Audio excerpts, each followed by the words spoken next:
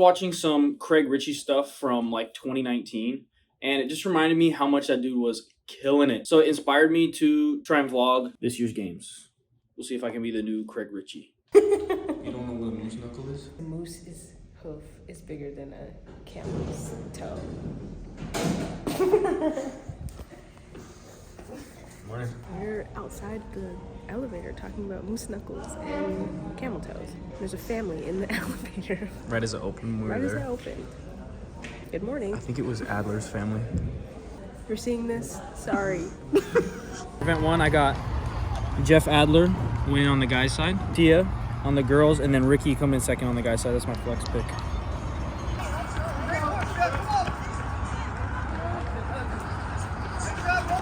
The adaptive games and like the masters, like I don't think that they should be separate. I think that they should be together. Yeah, also, I agree. You pay $500 for a ticket. You should be able to see everybody, not just the regular people. I agree. I think it should be more like a festival feel rather than like a competition feel. And like just think about how many more people would be here if like all the adaptive and masters were here. I didn't know that they weren't going to be here. And you'd get a lot more people here. And then what'd you say? What did you just say? I think we should do a physiques video on the adaptive games. Can't rank them on symmetry. These are the tickets we won from Sevon. The way we got these tickets, Sevon was live, and Taylor goes, hey, whoever calls in and says the worst word will win the tickets. So I called in, and I said Blumpkin, which if you don't know what that is, just don't look it up. But because I said that, the guy who was giving the tickets away said, oh, Blumpkin's my favorite word. In college, I was in a frat, and we had a Halloween party that we called Come for the Pumpkins, Stay for the Blumpkins. And he said, because I said Blumpkin, he gave me the best tickets he had. At Event 1 update, Jeff Adler won on the men's side. Roman took second, which was a little bit surprising compared to how he's been doing. On the women's, obviously, it was Tia. Justin took 12th, which is pretty good for him. I know he's been struggling with his running a little bit, but that's actually like a pretty decent finish, especially because I think he's going to do good on these next two.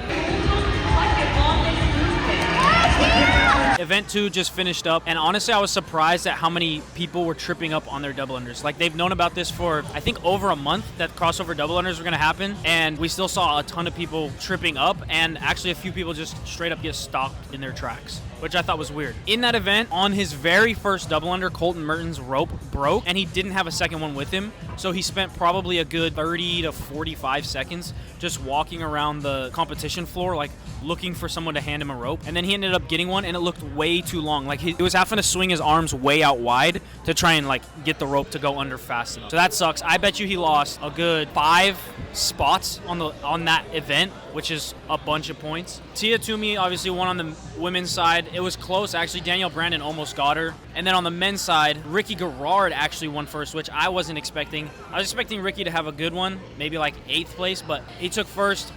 Justin Medeiros took second, and Justin Medeiros looked crazy good in that. He was actually my pick to win. I was pretty close. Now the leaderboard, after 2 events, is Ricky Garrard in first, Jay Crouch, another Australian, in second, Roman Karenikov in third. Jeff Adler struggled in that one and got 12th, so he's now in 5th place. And I loved seeing people get exposed with that single dumbbell, because there's guys who are like strong and have good ability to do shoulder overhead like Adler, but once it's a single dumbbell, you saw him start to get super wobbly, and he just fell to the back like right in the beginning. So that was cool to see. Again, I still don't like the rep scheme. It played out cool, but I don't like the rep scheme, and I think it should look cool on paper as well. Now the women is Tia in first. She took first on both events. She'll probably take first in like half the rest of them or more. Amy Kringle in second, Danielle Brandon in third, Lucy Campbell, who I actually am pretty high on, in fourth, and then Mirjam van Roer in 5th.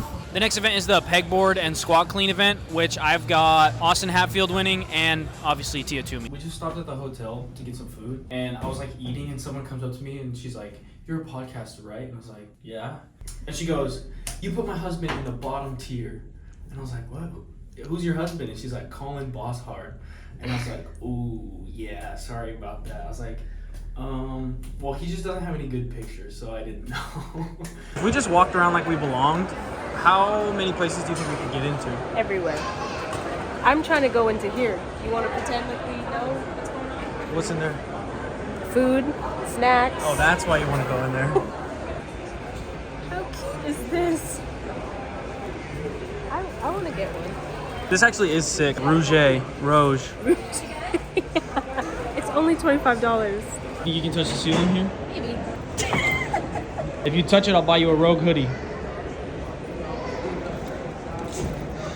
I think it's this holding me back. We stretch. We'll try again tomorrow. I'm sitting 63rd on the Heat 1-Up after two events, and there's like 2,000 people on it. Do you think the CrossFit Games has ever had a streaker? Oh gosh, probably. Should I make Probably one? in the early days. Oh. Should I do? Yes. At the opening ceremony? Tia looked upset. I was actually surprised. I didn't know this, but apparently she's good at pegboards. She took like 12th, so too great. She seemed upset, but I think she'll come back tomorrow. And my pick was Austin Hatfield for that one, and I think he took dead last, so. I don't even think he finished. He did not finish. Yeah.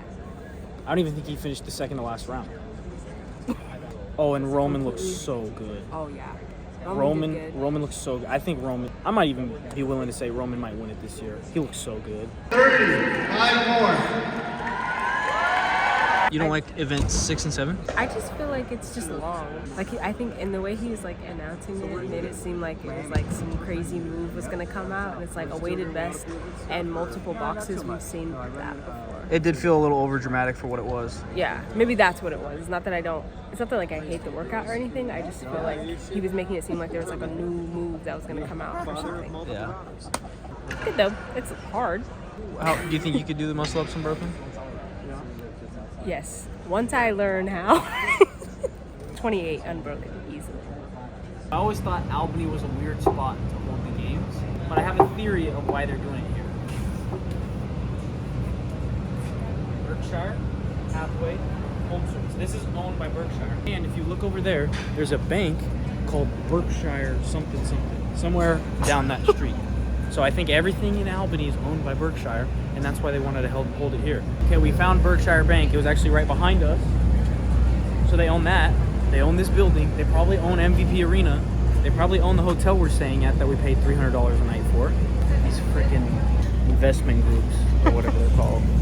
So we're on our way to Chipotle, and we just ran into Hiller. We'd seen him twice earlier in the day, and he didn't even act like he knew what was going on, or and like not even like from afar, like it was close proximity to where if you even just glanced over you could notice that you were there, and he's met you on multiple occasions, and he didn't react at all. So we went up and talked to him, and then after, what did you say? I said, oh, I forgot about his eye, maybe he really didn't see you.